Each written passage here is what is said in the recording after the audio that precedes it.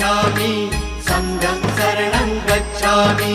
त्यागमूर्ति तू शांत चित्त तू योग रूप संसारी, दया प्रेम अन मानवतेचे प्रतीक तुझी ईश्वरी। सिद्धमूर्ती सिद्धार्थ गौतम सकलांचा स्वामी,